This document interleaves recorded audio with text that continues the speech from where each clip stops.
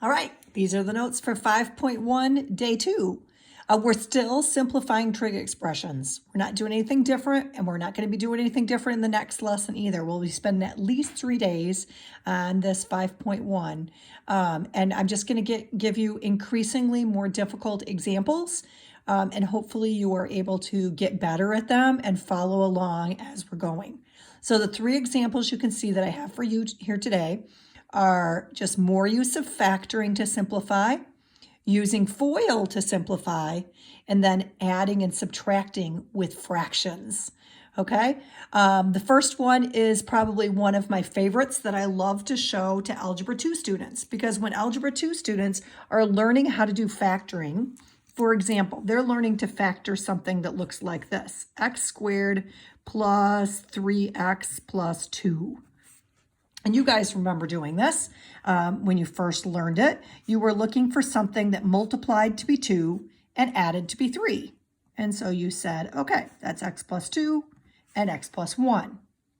And students are always curious about, what's the purpose of learning to factor? Why do we need to be able to know how to do this so well? Because what's going to happen when you're in trig is that you're going to get something that looks like this. And you have to factor this in the same way. Okay, so you're going to factor this into the same thing, only instead of x, it's going to have the sign of x. Okay, and then when we get into 5.3, we're actually going to have an equation where this would be equal to something, say 0, and you would have to set each of these equal to 0. So you can see where we're building on the factoring that you learned in Algebra 2 and combining it together with what you've learned about trig. Okay, we're not going to go this far. We're not going to set it equal to anything today, but we are going to have to use some factoring. Okay, so I'm going to have a little thought bubble going out here off to the side. And my thought bubble is going to say, what if this problem just looked like this? Okay, what if it didn't have tangents in it? What if it just looked like this? How would I factor it? Well, it's got 3 terms. It's a trinomial, which means I'm going to have 2 binomials when I factor this, okay? Only it's not going to start with x. It's going to start with x squared and x squared. And I'm looking for 2 numbers on the end that multiply to be 1, but add to be 2. 1 and 1. Okay, so this is what this would have looked like if we were in Algebra 2. So I'm just going to write that down up here. In Algebra 2, that's what it would have looked like. What it's going to look like over here looks a heck of a lot messier, but it's actually the same thing. I'm going to factor this. The only difference is instead of having the x squareds, I'm going to have tangent squareds.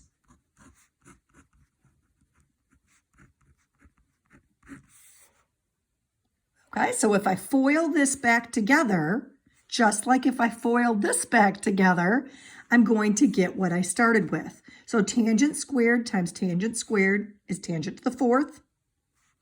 My outer is the tangent squared plus my inner, which is the tangent squared. Gives me 2 of those. And then on the end, I would get just to 1.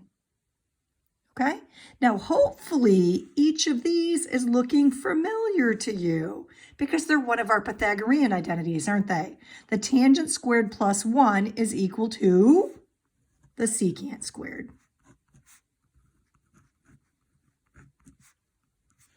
So I've got a secant squared times a secant squared, which means I have a secant to the 4th of x.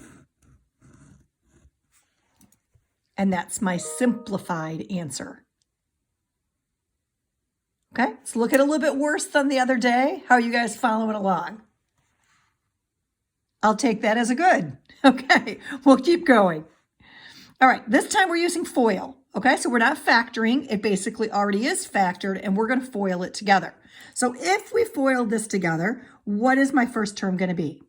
Well, 2 cosecant times 2 cosecant is 4 cosecant squared.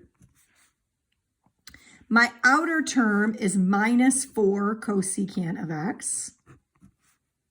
My inner term is plus 4 cosecant of x. And on the end, I have a -4.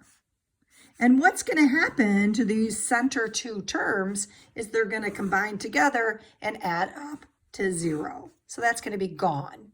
And I'm left with this.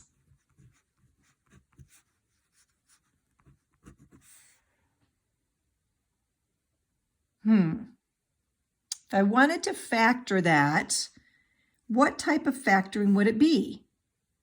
Well, both of these have a 4 in them. So I'm going to try GCF factoring, and I'm going to take a 4 out of this.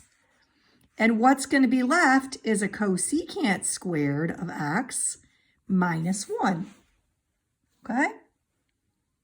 And I'm thinking, well, it's got a squared. It's probably a Pythagorean. Here's my little thought bubble over here. What Pythagorean do I know that has cosecant and 1 in it? Well, I know this one, 1 plus the cotangent squared, is equal to the cosecant squared. And if I subtract that 1, I'm having a hard time showing this here, getting this on my screen. If I subtract this 1 over to the other side, I'm going to get that the cotangent squared is equal to the cosecant squared minus 1. Okay, so I can replace my cosecant squared minus 1 with the cotangent squared. So this is going to become the cotangent squared, and I have a 4 sitting in front. Okay, now you may be asking yourself, and it's a very good question. If you are asking yourself this, I commend you for thinking well. How do I know when my answer is as simple as it can possibly get? How do I know that these answers can't go further? Well, that's one of the struggles with section 5.1. In section 5.2, this entire problem would start out a little bit different.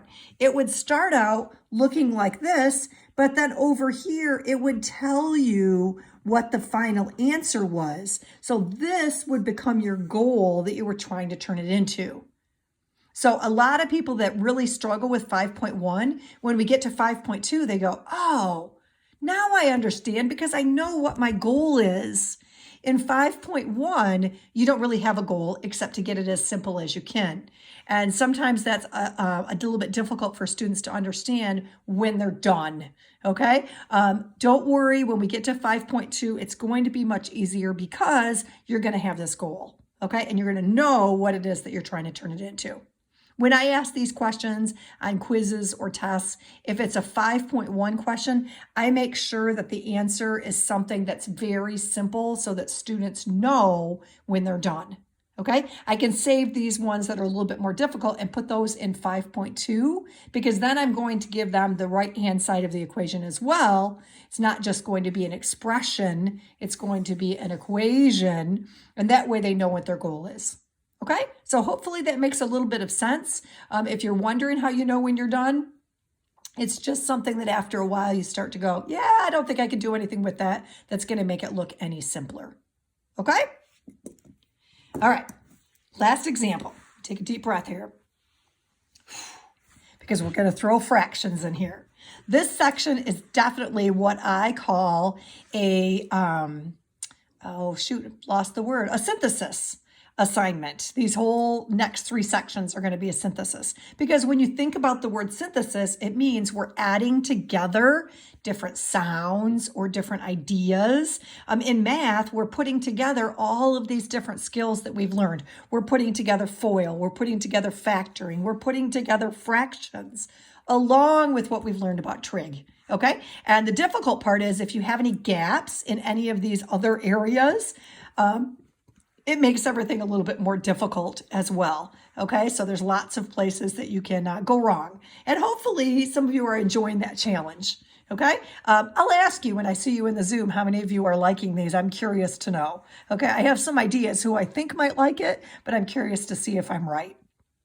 All right, so with this one, we're adding and subtracting fractions. What do we need to do? Well, if this was a regular fraction problem, okay, and I was over here and I had something like this, 3 over 4 plus 1 over 2, what would I need to do? I'd need to get a common denominator, Okay, so for my common denominator, I would change this to 2 over 4, and then I could add these together. Okay, so what is my common denominator for these? Well, they have nothing in common. So it actually isn't a fraction like this, where they did have something in common. It's more of a fraction like this. And what would our common denominator be here? Well, we need to multiply these together, don't we? So our common denominator would be 6. Okay, this one gets multiplied by 2. This one gets multiplied by 3, and I can add them together and get 5, 6. Okay, similar to what I'm going to do here, my common denominator was these two multiplied together. Same thing is going to happen here. So my LCD is going to be 1 plus the cosine of theta times the sine of theta. Okay, again, I'm struggling with getting this to show. There we go. 1 plus the cosine of theta times the sine of theta. So I need to change both of these so that they have that LCD. Okay, so I'm going to multiply this one times the sine. I'm going to multiply this one times 1 plus the cosine. Okay, I'm going to multiply those two together. So this is going to become the sine squared. This is going to be the sine times 1 plus the cosine.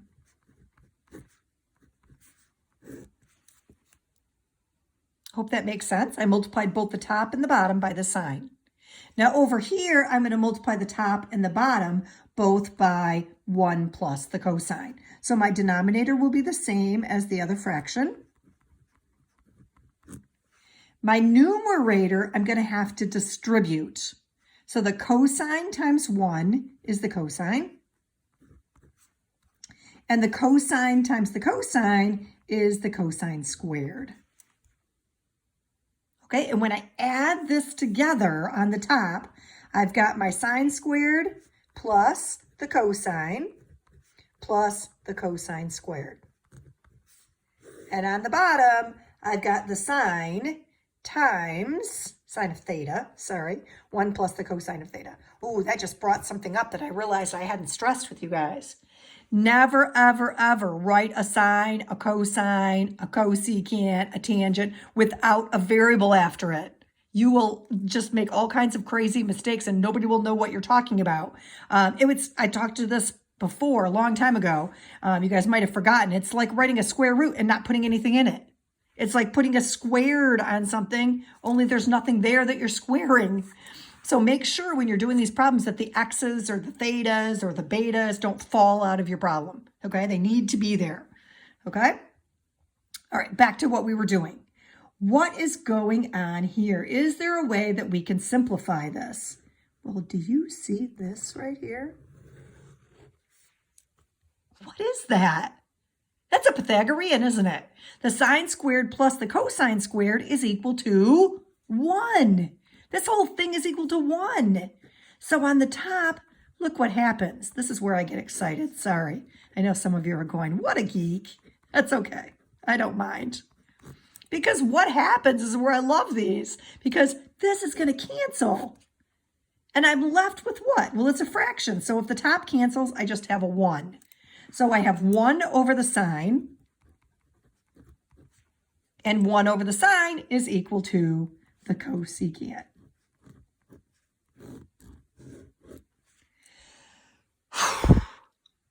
That was quite the problem, wasn't it? That was quite the problem, okay? It's going to be a challenge without me there to explain this to you in person.